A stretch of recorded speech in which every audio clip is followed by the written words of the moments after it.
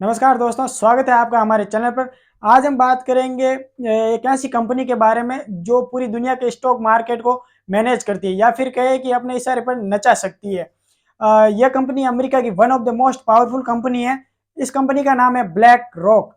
इस कंपनी के under asset management 9 trillion से भी ज्यादा है, जो कि भारत की जीडीपी दर के 3 गुना से भी ज्यादा है। Manager, which handles over $7 trillion in direct management and another $20 trillion through their proprietary software. BlackRock was fantastic. I mean, Larry Fink, with those numbers, he can say whatever he wants. State's treasurer stating, quote, "We should not allow asset managers such as BlackRock, who have demonstrated that they will prioritize advancing a woke political agenda above the financial interests of." इतनी बड़ी company होने के बावजूद भी इस company के बारे में कुछ चुनिंदा लोग ही जानते हैं। ऐसा क्यों है? क्योंकि पूरी दुनिया का 90% मीडिया का भी कंट्रोल इस कंपनी के हाथ में है और इस कंपनी के पोर्टफोलियो में कहा गया है कि अपनी इंफॉर्मेशन किसी भी तरीके से बाहर ना जाए। जो काम हाइड रह के किया जा सकता है वो लोगों की नज़र में आके नहीं किया जा सकता है। तो आज के इस वीडियो में हम इस कंपनी के बारे में बताएंगे आपको, तो बने रहिए वीडियो के एंड तक। और अगर आप चैनल पर नए हैं तो चैनल को सब्सक्राइब कीजिए, और अगर आप ये वीडियो फेसबुक पेज पर देख रहे हैं तो प्लीज़ पेज को फॉलो जरूर कीजिए, और वीडियो अच्छा लगे तो शेयर जरूर कीजिए। यह कहानी शुरू होती है लैरी फिंक से, जो ब्लैक रॉक के पीछे के मास्टरमाइंड है और one of the most powerful person. ये वर्तमान समय में ब्लैक रॉक के सीईओ और चेयरमैन है। ऐसा नहीं है कि लैरी फिंक बचपन से ही एक रिचेस्ट फैमिली से बिलोंग करते थे।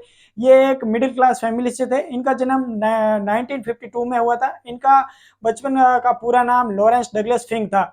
इनको बचपन से ही पावर की भूख थी, तो इनको लगा कि पावर पॉलिटिक्स में है, तो इन्होंने पॉलिटिक्स साइंस का अध्ययन शुरू किया। लेकिन धीरे धीरे इनको एहसास हुआ कि असली पावर पॉलिटिक्स में नहीं है, असली पावर पैसों से है। तो इन स्टॉक मार्केटिंग में इन्होंने अपने करियर बनाने का सोचा, और इन्होंने अपने फाइनेंशियल करियर की शुरुआत न्यूयॉर्क में स्थित फर्स्ट बोस्टन कंपनी में काम करके शुरू किया। और वहाँ कंपनी में वे सिक्योरिटी को मैनेज करते थे और साथ साथ लोगों के एसेट को भी मैनेज करते थे। वे अपने दिमाग व काबिलियत के बलबूते एक बेस्ट एम्प्लॉय के रूप में कंपनी में साबित हुए। इन्होंने अपने करियर के 10 साल फर्स्ट बोस्टन कंपनी में दिए और कंपनी को $1 बिलियन का फायदा करके दिया। लैरी फिंक कंपनी में शामिल होने के बाद फर्स्ट बोस्टन कंपनी को काफ़ी ज़्यादा प्रॉफिट हुआ। बहुत तेज़ी से प्रसिद्धि हासिल कर रहे थे स्टॉक मार्केटिंग में। तेज़ी से प्रसिद्धि हासिल कर रहे लैरी फिंक ने एक प्रिडिक्शन मिस्टेक इन्वेस्ट करके कंपनी को $100 मिलियन का नुकसान करवा दिया था, जिसकी वजह से कंपनी ने लैरी फिंक को रातों रात फायर कर दिया और कंपनी से निकाल दिया था, जिसकी वजह से लैरी फिंक एक भारी सदमे में चले गए और वे जॉबलेस हो गए थे। और जो स्टॉक मार्केटिंग में लैरी फिंक के 10 साल में जो इज्जत बनी हुई थी वो चकनाचूर हो गई थी, और जो रेपुटेशन लोगों के बीच में बनी हुई थी वो भी चकनाचूर हो गई थी। तो लैरी फिंक ने एक 1988 में एक ऐसी कंपनी बनाने का सोचा जो रिस्क मैनेजमेंट में सबकी बाप हो। तो उनका एक दोस्त ब्लैक स्टोन कंपनी में काम करता था, तो उन्होंने अपने दोस्त को ये कहानी बताई और ऐसी कंपनी खड़ी करने का विजन बताया। तो उन्होंने ब्लैक स्टोन कंपनी के माध्यम से $5 मिलियन का फंडिंग दिलाया और 40% हिस्सेदारी दिलाई, और इस हिस्सेदारी के माध्यम से लैरी फिंक ने अपने कंपनी का शुरुआत की, ब्लैक रॉक। लैरी फिंक ने अपने 5 दोस्तों के साथ मिलकर इस कंपनी की शुरुआत की थी।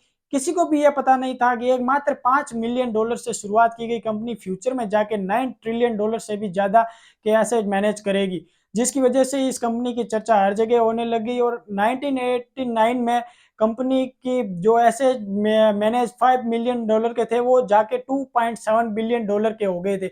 और धीरे धीरे 1992 में कंपनी के जो $2.7 बिलियन एसेट थे वो $17 बिलियन से भी ज़्यादा हो गए थे। फिर 1994 में लैरी फिंक ने ब्लैक स्टोन की जो हिस्सेदारी थी 40% वो कम कर दी, और क्योंकि लैरी फिंक चाहते थे कि कंपनी का जो फ्यूचर के निर्णय है वो स्वयं अकेले ले सके, इसलिए ब्लैक स्टोन की जो 40% की हिस्सेदारी थी वो धीरे धीरे कम करना चाहते थे।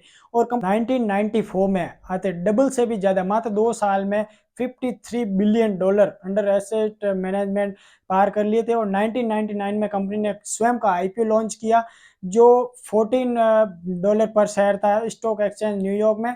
और 2000 के दशक में अंडर एसेट मैनेजमेंट के अंदर कंपनी ने $200 बिलियन के आसपास अपना टारगेट पार कर लिया था, जिसके बाद कंपनी ने कभी पीछे मुड़कर नहीं देखा। आप ये सोच रहे होंगे कि बार बार अंडर एसेट मैनेजमेंट के शब्द दोहराए जा रहे हैं, लेकिन इसका मतलब क्या होता है आपको हम शॉर्ट टर्म में बता देते हैं कि किसी म्यूचुअल फंड कंपनी का जो मार्केट वैल्यू होता है उसे अंडर एसेट मैनेजमेंट कहते हैं। दुनिया की जितनी भी बड़ी कंपनियां देखो, Apple, Google, Netflix, Microsoft, Tesla, Twitter, Starbucks, Netflix, इन सब कंपनियों में directly indirectly BlackRock stock hold होते हैं और ये स्टॉक होल्ड मैनेज करती है। ऐसी कई तरह की कंपनियां जैसे खाने को लेकर या ट्रेवलिंग को लेकर या होटल बुकिंग को लेकर, जो भी डायरेक्टली या इनडायरेक्टली इनके स्टॉक होल्ड होते हैं, इसीलिए तो इस कंपनी को स्टॉक मार्केटिंग का सबसे बड़ा किंग कहा गया, one of the most popular company है। लेकिन इतनी पावरफुल कंपनी होने के बावजूद भी ये चर्चा में नहीं रहती, क्योंकि इसमें इनके जो सीईओ है उनकी सोच है कि जो काम हाइड रख के किया जा सकता है वो लोगों की चर्चा नजरों में रह कर नहीं किया जा सकता है। इसलिए तो इस कंपनी का नाम आप लोगों ने सुना नहीं होगा, लेकिन हमने जो जानकारियां हमको मिली वो हमने आपके समक्ष पेश की। आई होप आपको अच्छी लगी होगी, और अच्छी लगी हो तो वीडियो को शेयर जरूर कीजिए और लाइक जरूर कीजिए। धन्यवाद।